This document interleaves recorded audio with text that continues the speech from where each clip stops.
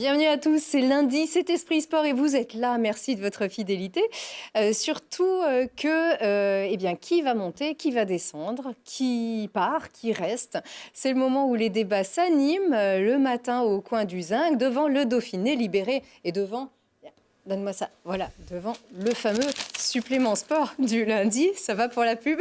Notre partenaire, le Dauphiné libéré, et le journaliste Éric Clair. Bonsoir. Bonsoir Lucille. Ça va ? Très bien, merci.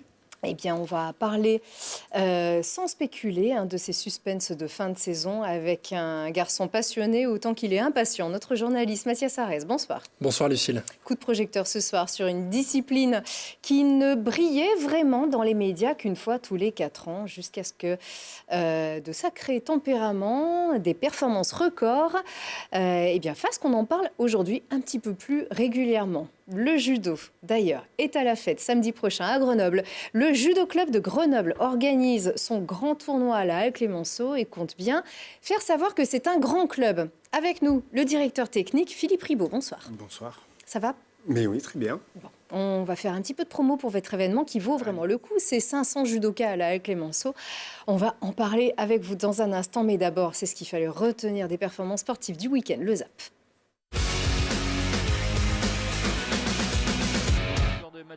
Plus d'enjeux pour le GF38, plus rien à perdre ni à gagner, sauf peut-être des moments comme celui-là. Grenoble mené 2-1 à la pause va chercher l'égalisation d'Mchangama, puis reprend la main au culot de Chergui. Et claque un dernier but à 10 contre 11 avec l'inarrêtable, l'inimitable Florian Sotoka. Le GF s'offre un beau 4-2 pour enrayer la mauvaise veine du Stade des Alpes. Dorian Coninx impérial, le triathlète grenoblois remporte aux Bermudes la première victoire de sa carrière sur le circuit mondial au prix d'une énorme accélération dans le dernier virage. Décevant en début de saison, le champion du monde en relais mixte frappe un grand coup un an avant les JO de Tokyo. Et pas d'exploit à Montpellier, il y a bien cru en faisant jeu égal face au MHR jusqu'à la mi-temps, mais le FCG a reçu une fessée. 7 essais dans son camp contre 4 pénalités, le fossé est énorme. Et il se creuse entre Grenoble en position de barragiste et Agen qui reprend 6 points d'avance au classement avant son déplacement au Stade des Alpes. Et dans la bataille entre Voiron et la Tronche-Mélan pour le titre et la montée, avantage Voiron. Le PVBC remporte la partie à domicile contre les Strasbourgeoises de Grafenstaden. Victoire 68-63 pendant que le BCTM, leader de la phase régulière, s'inclinait de 3 petits points en Normandie contre IFS qui prend la tête de la poule de play-off. Et puis, clap de fin sur la saison d'hiver. Aux Deux Alpes, le ski passe la main au VTT avec le Snow to Bike. Une fête d'abord, mais aussi une descente dans la poudre bien fraîche avant de finir à VTT. 21 minutes 25 pour les vainqueurs. Et oui, il y avait presque la place de faire encore plus avec ces super conditions, avec cette neige qui tombe encore. D'ailleurs, sur nos sommets, voilà, c'est terminé. On en parlera d'ailleurs aussi de ces saisons printanières et estivales dans nos montagnes. Pour l'instant, la sensation d'Dorian Coninx. Oui, c'est la sensation. Le Chirolois qui est licencié à Poissy, en fait, a remporté sa première victoire sur le circuit international chez les seniors, parce qu'il avait été titré chez les jeunes auparavant. Voilà, il restait sur une 37e place lors de la première étape à Abu Dhabi. Donc il était pas tellement en confiance, mais là il a vraiment su se surpasser pour signer son premier succès. Et c'est même un beau tir groupé pour les Français, puisqu'il y a 4 Français dans les 10 premiers. Et voilà, donc c'est de bon augure pour la suite sur le circuit européen, mais aussi pour les prochains Jeux Olympiques pour les Chirolois. C'est vrai qu'il avait été décevant il y a encore quelques jours, et puis c'est le meilleur résultat de sa carrière. Oui, sans conteste, c'est son meilleur résultat. Il avait besoin de ça pour reprendre confiance. Et là, il est vraiment lancé. Il ne pouvait pas mieux lancer sa saison. Et c'est de bon augure, encore une fois. Tout à fait, oui. Il avait besoin de ça. Il sait encore les domaines dans lesquels il doit progresser. Il base ses efforts là-dessus. Et le résultat, il est là. Il progresse de semaine en semaine, de mois en mois. Et il tutoie vraiment le sommet international. Ouais, et Grenoble est résolument un formateur, une ville formatrice de triathlètes, de grands triathlètes. On a tout ce qu'il faut ici pour bien pratiquer cette discipline. Exactement. Absolument. Un petit mot aussi sur le FCG. Et voilà, 6 points. C'est ce que certains pouvaient craigner aussi. 6 points de retard sur Agen avant la réception. Oui, cette journée était riche en enseignements. Donc, la première, ça a été donc la relégation officielle de Perpignan, qui jouera en Pro D2 l'année prochaine. La défaite du FCG, elle est conjuguée aussi à la victoire d'Agen, ce qui fait qu'aujourd'hui, 6 points séparent donc le 13e du 12e. Donc la confrontation directe des deux équipes va être vraiment cruciale samedi au Stade des Alpes. Mais en tout cas, à Montpellier, samedi dernier, les Grenoblois ont encaissé leur plus grosse défaite de la saison, 47 points à 12. Et n'a pas préparé au mieux cette confrontation face à Agen. Et non, si ça avait pu s'arrêter à la mi-temps, ça aurait été beaucoup mieux. Il y avait 12-12 à la mi-temps et le FCG a mené. Voilà, c'est ça. 12-3 et ils ont perdu Absolument. 47-12 au final. Oui. Vous suivez le rugby un peu? C'est un autre sport de combat? Oui, tout à fait. Mais ça n'a rien à voir. C'est un sport à qui on fait des échanges, c'est-à-dire au niveau des enfants. Parce que beaucoup d'enfants en fait, qui sont passés par le judo, des fois vont au rugby, et où ils pratiquent les deux activités. Un doué d'une discipline peut apporter à l'autre ou se remettre en question de cette manière. Ouais, et puis nous, vu que l'activité est un sport de contact, où on n'a pas peur en fait, de la chute et des projections, donc du coup ça aide les plus jeunes qui font du rugby à la confrontation. Il faut savoir que les rugbymen se préparent plus à la lutte en début de saison. Justement pour pouvoir se défaire un petit peu des plaquages, des sorties de regroupement. Et la lutte est un sport que les rugbymen pratiquent assez régulièrement. Ouais, c'est intéressant, on les voit souvent se préparer à la boxe aussi, faire des activités avec la boxe, pas sur le terrain évidemment, mais véritablement sur le ring. Allez, tout de suite une sacrée femme en un seul chiffre résumé aujourd'hui. Et qui se cache derrière le chiffre 5 ? Sandrine Bretigny, qui a inscrit 5 buts dimanche avec son équipe du GF38.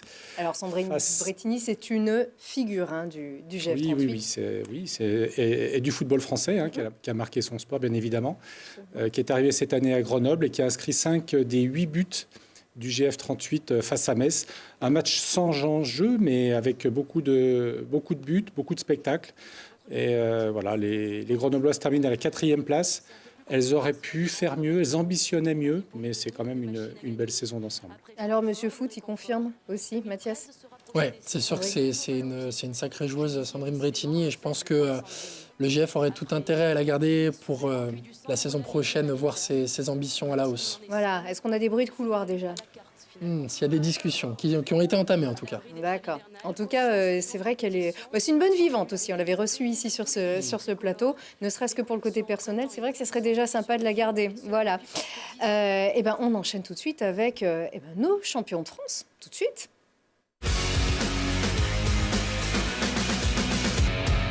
Les brûleurs de loup, car dans quelques minutes, le Dauphiné libéré va sacrer le joueur du mois d'avril.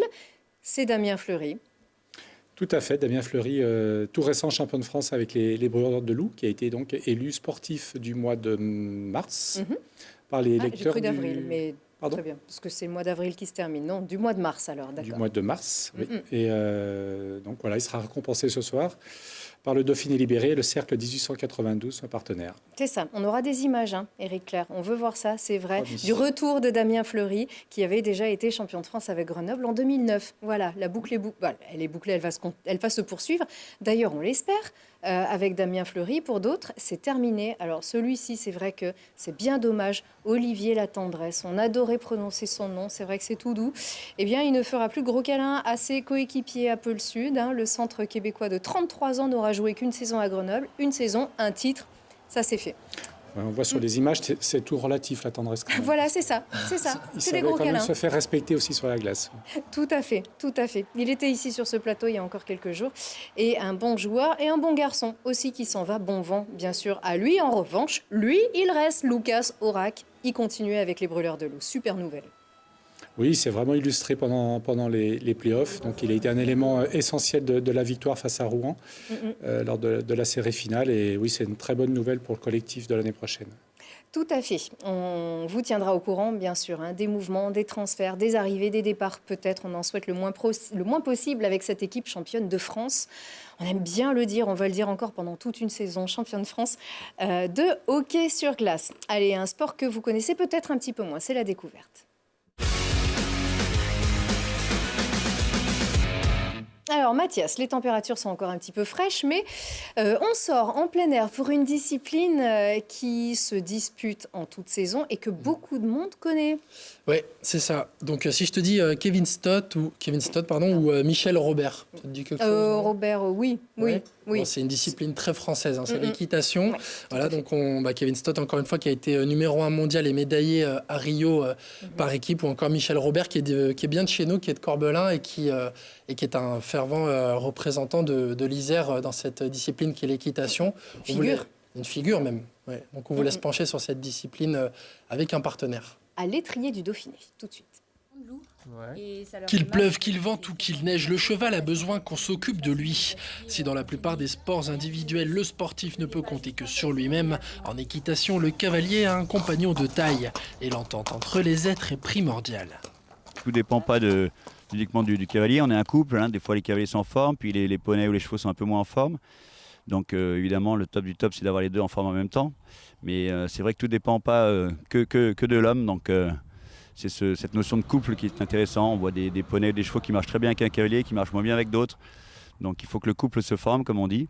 Et c'est ça qui est un peu intéressant.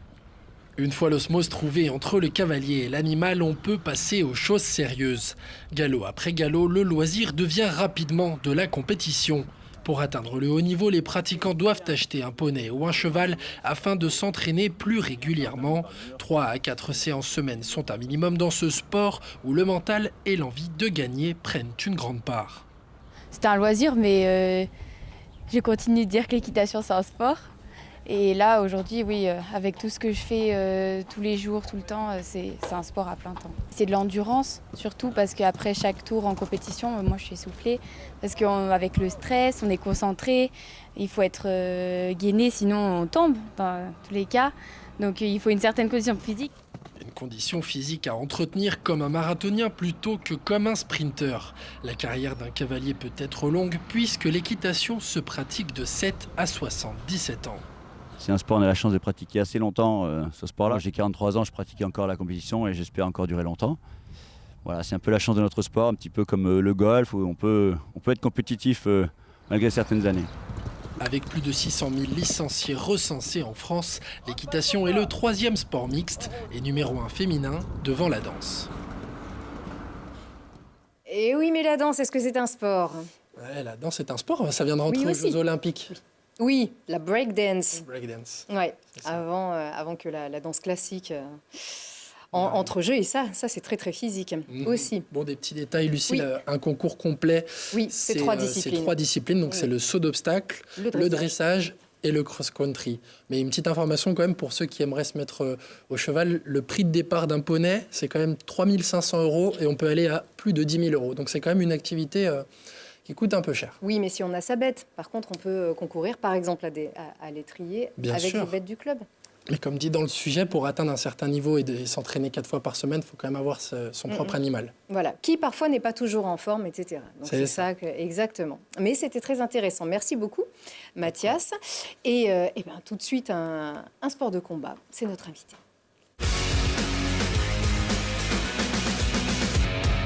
Et c'est bien sympa d'être venu dans cette très grosse semaine pour...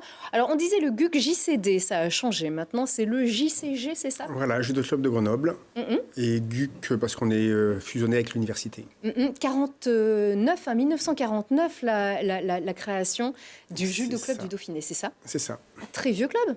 Oui, le premier club de l'Isère, qui a été fondé par M. Corbel à l'époque. Et qui se faisait dans une toute petite salle, une vieille salle derrière l'ancienne FNAC, voilà, dans une petite impasse. Tout à fait. Et alors aujourd'hui, 2019, ça fait les 70 ans donc, du club. y va. Et vous organisez du coup votre grand tournoi à la Halle Clémenceau, 500 judokas, et pas que d'ici, un Pas petit peu que de d'ici. partout. Et ouais, ça c'est vraiment votre grand temps fort de la saison.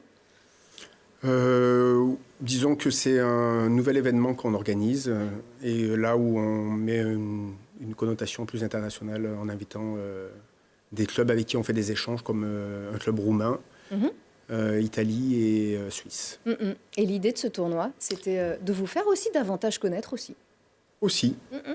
Aussi, oui, tout à fait. Parce que vous aussi, est-ce qu'on peut dire que parfois vous évoluez dans l'ombre, souvent, des disciplines un petit peu plus médiatisées, ou alors on n'en parle que tous les 4 ans, c'est encore une réalité? Oui, c'est encore une réalité. C'est un sport très peu médiatique, mais bon, après, qui est pratiqué par énormément de monde. Donc, souvent, on va dire que les parents mettent les enfants au judo. Et puis, c'est un sport qui est ludique. Pour nous, c'est comme un jeu, en fait. C'est très, très pratique, et sauf que c'est ludique, c'est un jeu, mais vous, c'est du sérieux. En compétition, vous êtes donc en première division? Première division, oui, en garçon et en filles. Les garçons depuis 4 ans et les filles depuis 8 ans. Vous avez dit que le club était le premier de l'Isère. Comment il se situe dans la nouvelle Ligue Rhône-Alpes et même en France? Alors, on est classé en nombre de licenciés. On est le 8e club, entre 8 et 9e club français selon les années, en fait, en nombre de licenciés. Sur la Ligue, on est le deuxième club de la Ligue. Et bon, sur le département, on est le premier club, bien sûr. En termes de licenciés, de performance aussi, de résultats? De licenciés, de performance, on est le seul club du département qui est en première division en filles et en garçons. Au niveau de la Ligue, on n'est pas le seul, puisqu'il y a 3 clubs chaque année qui montent en première division. Après, le principe, c'est d'y rester. Voilà. Et c'est le cas pour l'instant? Pour l'instant, c'est le cas. Qu'est-ce qui fait qu'on est en première ou en deuxième division? Comment est-ce que ça s'organise? On ne va pas vous représenter la discipline telle que l'avait très bien fait Mathias aussi la semaine dernière avec ce beau reportage. Mais comment est-ce qu'on se maintient? Quel est le système, en fait, les points pour ceux qui éventuellement voudraient commencer la compétition avec vous? Alors, il y a un championnat qui est individuel. Il y a un championnat par équipe. Le championnat par équipe, tout simplement, se fait sur des demi-finales qu'on appelle de championnat de France. Et les 3 premiers clubs sont pris pour être classés en première division. Après, pour rester en première division, il faut être classé dans les 16 premiers clubs français.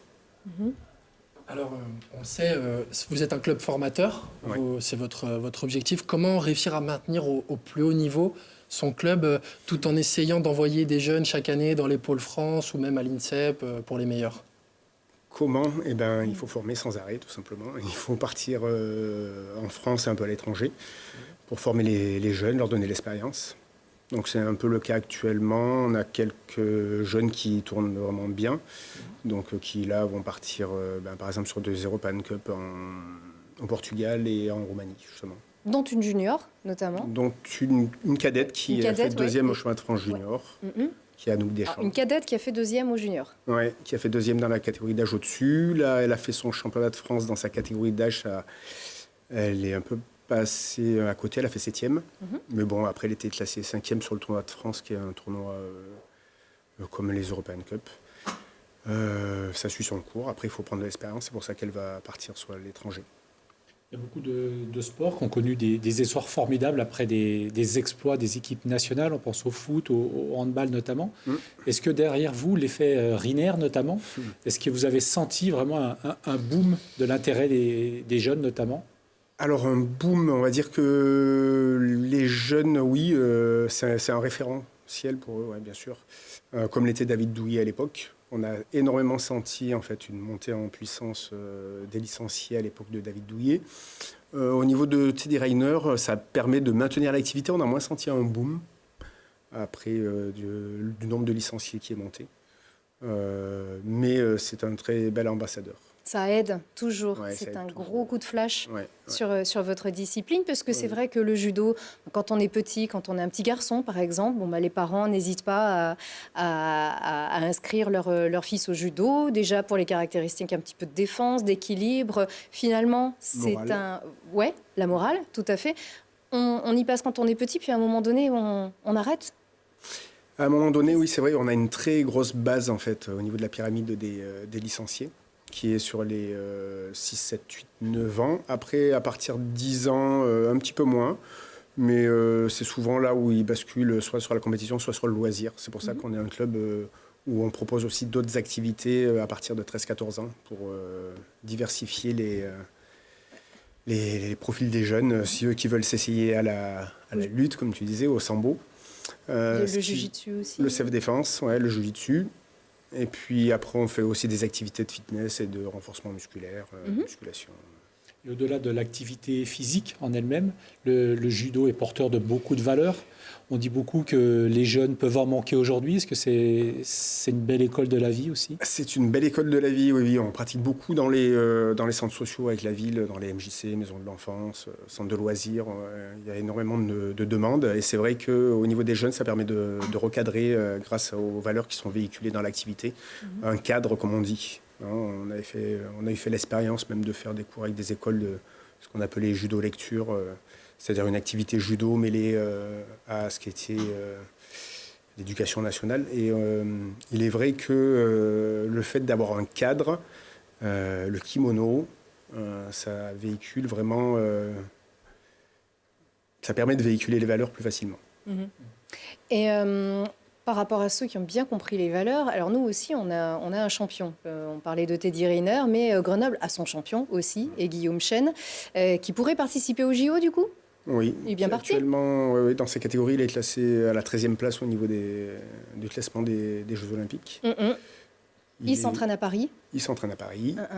Il est sur Blanc-Ménil-Étoile maintenant. Et donc, mais il est formé ici à Grenoble. Il a été formé ici à Grenoble, oui, tout à fait. Et est-ce qu'un podium serait à sa portée? Tout est possible dans le judo.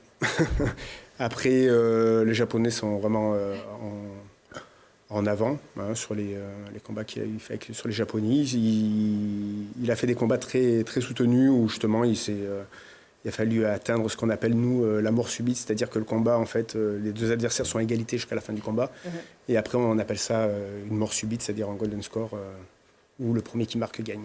C'est une grosse fierté, on l'imagine, pour vous, pour le club en général, mais pour vous personnellement aussi. Vous l'avez façonné, de voir aussi à ce niveau-là. C'est une fierté personnelle aussi? Alors, une fierté personnelle, oui. Après, on n'est jamais seul à travailler avec les athlètes. On dit qu'un athlète qui devient fort, justement, c'est un athlète qui est capable de piocher à droite et à gauche chez les différents entraîneurs et c'est l'objectif, c'est vraiment de le rendre autonome. Donc, en fait, je n'ai pas été le seul à être entraîneur auprès de Guillaume.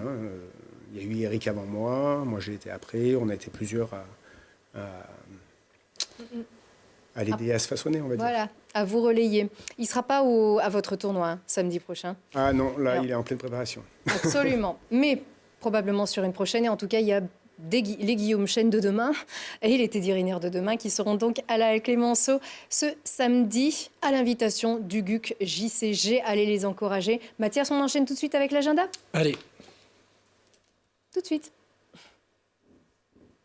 Ou pas. Allez, on n'a pas le temps, c'est vrai. On est vraiment pris par le temps, on est désolé. Vous retrouvez bien sûr sur notre site internet tous les rendez-vous à ne pas manquer le week-end prochain, dont le tournoi du GUC JCG. Merci beaucoup, Guillaume merci beaucoup, Philippe Ribaud, d'avoir été avec nous. À très vite. Merci beaucoup à vous.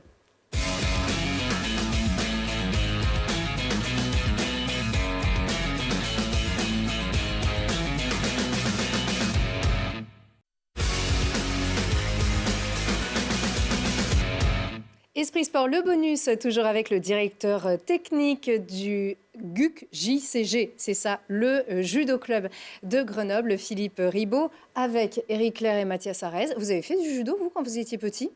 Même pas. Mon frère en a fait. Ah, c'est ça. Et toi, non? Non. Toi, c'est foot. Et danse. Voilà. Mais ce sera pour une autre fois. Et la danse, absolument, pour une spéciale. Eric est un marathonien, on le rappelle. Et c'est vrai, en plus. Et c'est vrai. On ne va pas ressortir la photo, mais on a des preuves à l'appui. Vous êtes plutôt rodé à l'organisation des tournois. Cette fois-ci, c'est la première fois que vous lui donnez une dimension internationale. Pourquoi? Alors, ça fait un petit moment qu'on n'avait plus fait la dimension internationale. Pourquoi? Tout simplement parce que nous-mêmes nous déplaçons un peu plus à l'international à nouveau.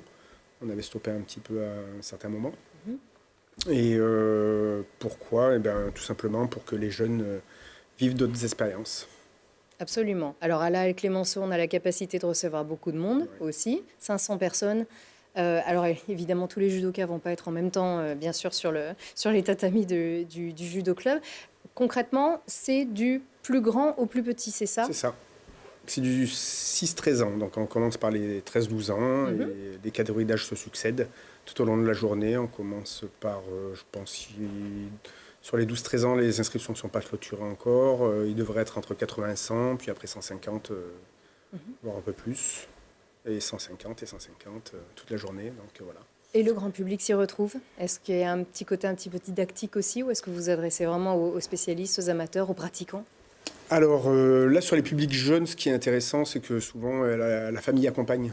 Donc en fait, on va se retrouver avec à peu près 1500 personnes qui passent dans la journée en termes de public. Et au niveau des enfants, ce qui est intéressant, c'est justement ça, c'est que ça devient une activité qui est partagée par la famille. Et donc, où on voit évoluer les petits bouts sur la gestion des émotions, comme on appelle, en situation d'opposition. Et en dehors justement de la famille, est-ce que vous arrivez à attirer un public hors familial, justement? Hors familial, non. Souvent, c'est comme ça que ça fonctionne. Même lorsqu'on fait les activités en club, ce sont les grands-parents qui amènent, etc. Et sur les tournois, c'est rare qu'il y ait un public qui s'arrête, qui ne connaisse pas l'activité. C'est vrai qu'il faut être pratiquant ou avoir pratiqué, ou alors s'intéresser à une activité comme le judo pour connaître, on va dire, les règles et puis y voir un intérêt sportif, quoi. Parce qu'on a beau tenter de démocratiser davantage lors des retransmissions télévisées, c'est encore compliqué. Oui, c'est encore un peu compliqué. Après, on montre souvent justement les catégories de Teddy Riner, qui est une catégorie lourde. Donc les gens ont du mal un peu à voir aussi des activités des catégories plus légères. Eux, c'est assez mobile, alors que les activités des plus légers, bien sûr, c'est une activité qui est très rapide, où les actions peuvent se passer à une fraction de seconde. Donc c'est là où il faudrait que la médiatisation soit un peu plus importante. Et oui, Douillet, Riner, c'est vrai que c'est souvent les grands et gros qui marquent les esprits. En termes d'organisation, on imagine 500 enfants comme ça sur une journée. Ça doit être pas facile à gérer en termes d'organisation. Ça doit non, c'est pas simple, mais bon, ça va. On va dire qu'on est assez rodé. Ce qu'il faut, c'est respecter le timing. Donc il y a un peu des inconnus sur le nombre de participants, mais bon, on a à peu près 10 surfaces de tapis, à peu près 800 mètres carrés de tatami qui va être installé, 10 surfaces de combat avec à peu près 50 à 60 arbitres, plus les bénévoles, ça fait une centaine de personnes. Donc oui, ça devrait bien se passer. C'est difficile dans ces catégories d'âge de se faire de confronter des enfants issus de pays différents qui n'ont pas forcément des niveaux équivalents? Non, c'est pas difficile puisque l'activité permet justement ces rencontres. Généralement, dans les autres pays, sur ces catégories d'âge-là, les niveaux sont à peu près à l'identique, que ce soit la Suisse ou l'Italie. L'Italie, ils sont très... Il y a peu de licenciés, mais ils sont très forts. Très forts, ouais. Voilà. Très combatifs, ouais. Justement, d'un pays à l'autre, c'est important pour les enfants de se confronter à... Est-ce qu'il y a d'autres techniques, justement? Est-ce que la technique italienne est différente de l'éthique espagnole, par exemple? Ouais. Alors, les Italiens, si on parle un peu d'aspect spécifique... C'est une grande nation du judo. Voilà, les Italiens sont très combatifs au niveau de la saisie, parce qu'en fait, il faut saisir le kimono pour projeter l'adversaire. Ils sont très combatifs à ce niveau-là, ils ont une très bonne réputation. Et puis eux, ils ont des athlètes souvent qui sont classés à niveau international. C'est un pays type qui sort énormément à l'étranger, même sur les petits ou gros clubs. Donc pourquoi? Pour faire vivre des expériences. Et puis en plus, c'est une émulation supplémentaire en fait, de partir à l'étranger pour combattre, tout simplement. Les spécificités du style français, plutôt? Spécificité du style français. Alors, le judo français reste une activité assez complète. Il y a une progression qui se fait maintenant chez les plus jeunes. La fédération essaie de mettre en place une structuration. Alors, c'est jamais simple dans les fédérations de mettre en place des pôles France, des pôles espoirs. Ça bouge beaucoup, même au niveau politique, de la politique sportive, des budgets. Mais le judo français est assez complet, on va dire. Donc c'est un judo assez technique, Après, bien sûr, c'est une activité où il faut beaucoup s'entraîner pour performer, en fait. Un athlète qui s'entraîne minimum 12 heures par semaine, c'est un athlète qui veut être performant, mais c'est le minimum à faire pour, déjà, même jeune, à rentrer dans une performance. Pour développer une bonne technique, pour appréhender celle de l'adversaire aussi. Il y a le côté tactique, il y a le côté technique, il y a le côté physique. On a besoin d'énormément d'endurance, énormément de force dans l'activité, de plus en plus, puisque les méthodes de préparation physique se développent énormément. Il y a beaucoup de sports qui suivent l'évolution technique. On pense au football, dans les règles actuellement, tout ce débat qu'il y a autour de l'arbitrage, des moyens technologiques qui interviennent. Vous, est-ce que c'est une discipline en fait qui est vouée à pas trop évoluer justement parce qu'il n'y a pas tout ce caractère technique. Alors sur le caractère technique, non. Il y a eu énormément de changements de règles. Le judo qu'on pratiquait il y a 10 ans n'est vraiment plus le même maintenant. Avant, c'était un sport qui était plus proche de la lutte parce qu'en fait, d'ailleurs, quand les pays de l'Est sont rentrés dans les championnats du monde et olympiques, en fait, avant c'était l'URSS et puis après, il y a plusieurs pays émergents. Et l'activité, justement, ils ont enlevé tout ce qui était l'aspect lutte, en fait, tout ce qui était le corps à corps, où on ramassait les jambes, etc. Maintenant, c'est devenu un sport plus technique en termes de gestuel judo pur, où les projections sont... Enfin bon, ça c'est... Il faut l'imager pour le comprendre, où les projections sont plus jolies. Et donc, il y aura du sacré niveau sur ce tournoi, alors. Ce sera un niveau sympa, oui. Bon, très bien. Mathias, on va en parler. Encore. Il y a d'autres événements à retenir aussi. Vous allez avoir de la concurrence un petit peu partout à Grenoble.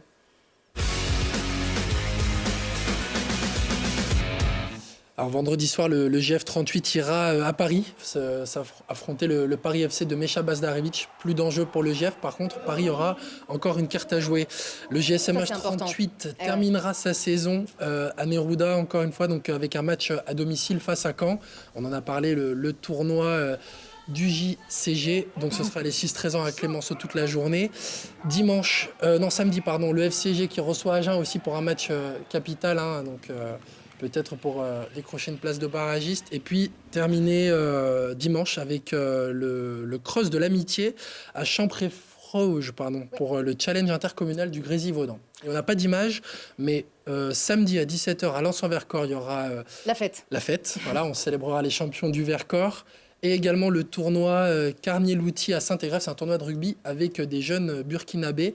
C'est dans le cadre du jumelage avec Ouagadougou. Oui, exactement.